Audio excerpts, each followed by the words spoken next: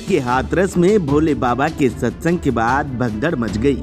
कुचलने से 122 लोगों की मौत की खबर है। मरने वालों में ज्यादातर महिलाओं की संख्या बताई जा रही है। कई लोगों की हालत गंभीर है। ऐसे में मृतकों की संख्या बढ़ सकती है। हादसा हाथरस जिले से 47 किलोमीटर दूर फुलगांव में मंगलवार दोपहर करीब 1 बजे हुआ। हादसे के बाद अस्पतालों में हालात भयावह हो गए। लाशों और घायलों को बस और टेम्पो में भरकर सिकंदराव CHC और एटा जिला अस्पताल अलीगढ़ मेडिकल कॉलेज भेजा गया। CHC के बाहर शव जमीन पर इधर उधर बिखरे पड़े थे। जब मालवा दर्शन न्यूज ने डॉक्टर से पूछा तो वो मौत का आंकड़ा नहीं बता पाए। अभी तक तो जो सूचनाएं हम लोग को प्राप्त हुई है उसके अनुसार कुछ बॉडी शायद यहाँ भी आनी है और हम लोग ने मेडिकल कॉलेज को भी अलर्ट कर दिया। अगर किसी अवस्था में घायल भी पहुँचते हैं तो उनका तत्काल हम लोग उपचार कर पाएँ। इसके लिए मेडिकल कॉलेज में भी हमारी सर्जरी और ऑर्थोपेडिक्स की टीमें वहाँ अलर्ट पोर्ट में है। फॉरेंसिक एक्सपर्ट भी हम लोग ने अरेंज कर दिए कि बॉडी पोस्टमार्टम में हम देर न हो और जल्दी से जल्दी हम लोग उसे डिस्पोज ऑफ कर पाएँ। हमारी 3 टीमें यहाँ बिल्कुल मौजूद हैं विद स्वीपर एंड डॉक्टर्स के साथ। शव वाहन भी भेज दिए गए हैं। 5 एम्बुलेंसेज भेज दी गई हैं यहाँ से और शव वाहन भी यहाँ से जा रहे हैं। और इसके अतिरिक्त डॉक्टर्स की टीम भी मेडिकल जो हमारे विद पैरामेडिकल इनको भी हमने मूव करा दिया है। प्रयास यही कि जो भी चीज़ें वहाँ आवश्यकता पड़ी वो हम लोग जितना यहाँ से हो गए रिसोर्सेज उनको देंगे। और यहाँ पे भी अगर यदि वो लोग आते हैं तो सारे हमारे प्राइवेट हॉस्पिटल्स तक में भी हम लोग को सूचना पहुँचा दी गई है कि कोई भी अगर उन तक पहुँचता है उसकी भी सूचना हम लोग को दे दें जिससे हम उनकी तत्काल मदद कर पाएँ। देखिए अभी तक कोई संख्या नहीं है लेकिन उम्मीद यही करते हैं कि 30 के आसपास आने की संभावना प्रतीत होती है।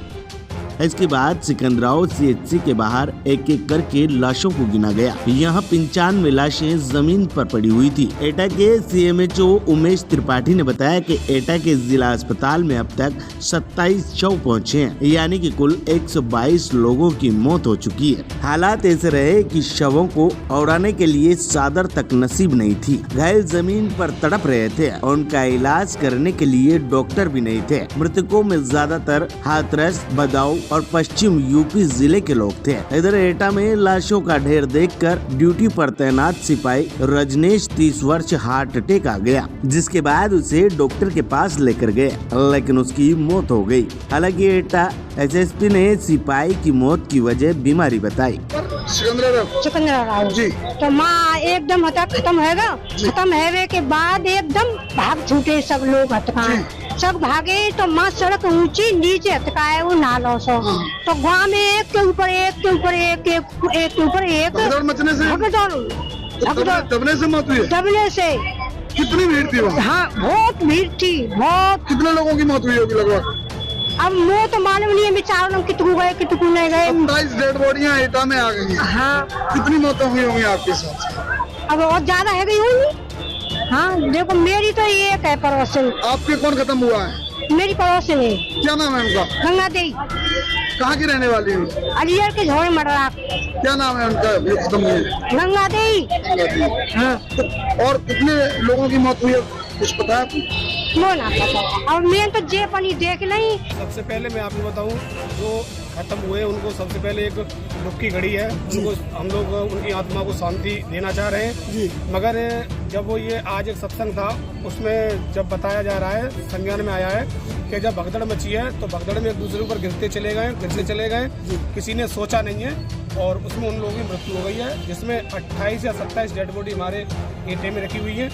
बाकी डेड बॉडी बता रहे कासगंज में है, कुछ हाथरस में है। कुल कितनी मौत हुई? लगभग संज्ञान में 150-200 की समथिंग है। क्या मानते हैं ऐसे लोगों पे कार्रवाई नहीं होनी चाहिए जो सत्संग ये तो संभावना है इस चीज के लिए। बड़े अधिकारी भी पड़े हुए हैं इसमें तो शासन प्रशासन सारा लगा हुआ है हमारा। कार्रवाई इन पे होनी चाहिए। जब बाबा जी जो बाबा भोले बाबा हैं जिन्होंने 10,000 भीड़ की परमिशन ली और 1 लाख भीड़ उसमें हो रही है तो परमिशन 10,000 की नहीं मिल सकती। नहीं मिल सकती है। फिर भी लोग थे लाखों की। इनकी कार्रवाई होनी चाहिए। कोई भी हो उसका दोषी जो भी है उसके खिलाफ कानूनी कार्रवाई होनी चाहिए। लाश उठाने तक के लिए लोग नहीं थे, अफसर खड़े खड़े देख रहे थे। हादसे में हाथरस प्रशासन की भयंकर चूक सामने आई। कार्यक्रम की अनुमति देने से लेकर हादसे के बाद तक प्रशासन लाचार नजर आया। सुबह लाखों की भीड़ कार्यक्रम स्थल पर पहुंची थी, लेकिन सत्संग स्थल पर कोई बड़ा अफसर मौजूद नहीं था। सुरक्षा के कोई इंतजाम नहीं थे। कुछ पुलिस वाले थे, वह भी इधर उधर टहलते नजर आ रहे थे। परिजन ही रोते बिलखते शवों को उठा रहे थे। अफसर खड़े खड़े देख रहे थे। न कार्यक्रम स्थल में और न ही अस्पताल में कोई इंतजाम था। प्रत्यक्षदर्शियों के अनुसार सत्संग के बाद श्रद्धालु बाबा के काफिले के पीछे उनके चरण रज के लिए दौड़ रहे थे। भीड़ को काबू में करने के लिए पानी की बौछार की गई। लोग भागने लगे, तभी एक दूसरे पर गिर गए और कुचलने से इतनी मौतें हो गई।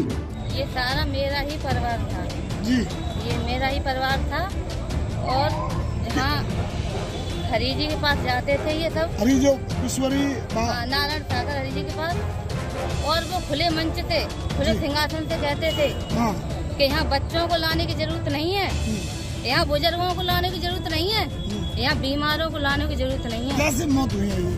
मौत भगदड़ हो गई। और जब हम बच्चों को लेके जाते हैं ना, तो बच्चों की हमारी जिम्मेदारी है।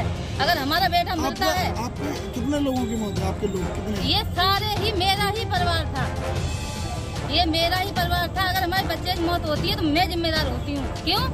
मैंने बच्चा संभाल नहीं पाया, वहाँ पे जिम्मेदारी नहीं ली जाती। लोगों की मौत हुई है? ये सारा मेरा ही परिवार था। कितने लोगों की मौत हुई है? यहाँ तो 28 बता रहे हैं, और इसके अलावा और 100 से ऊपर बता रहे हैं। 100 से ऊपर। हाँ, और हाथरस में कौन बता रहे हैं। जिम्मेदार है इसका? कौन जिम्मेदार है? इसका जिम्मेदार भोले बाबा जो सत्संग करते हैं, बिना जितनी परमिशन ली थी उससे ज्यादा लोग वहाँ इकट्ठे थे, लाखों की भीड़ थी वहाँ। नहीं थी, लेकिन हम खुद स्वयं जिम्मेदार हैं। हम इसके हमने जिम्मेदारी खुद नहीं निभाई। बुजुर्गों को लेके गए, बीमारों को लेके गए। आप क्या उनके अनुयायी हैं भोले बाबा की? बिल्कुल नहीं।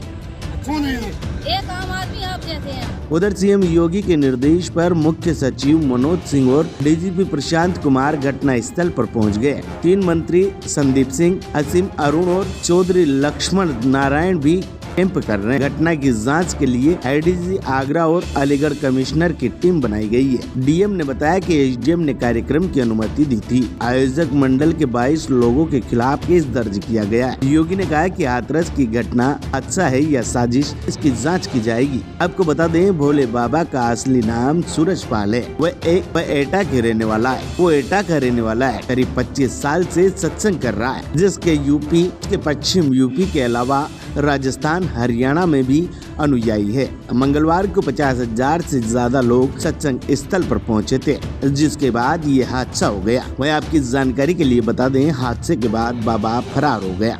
ब्यूरो रिपोर्ट, मालवा दर्शन। खबरों में बने रहने के लिए मालवा दर्शन न्यूज से जुड़े रहें। अंगूठे वाले निशान को दबाकर वीडियो को लाइक करें और लाल कलर के बटन को दबाकर चैनल को सब्सक्राइब करें। और हाँ, घंटी के बटन को जरूर दबाएं ताकि आने वाली सारी अपडेट आपको मिलती रहे। धन्यवाद।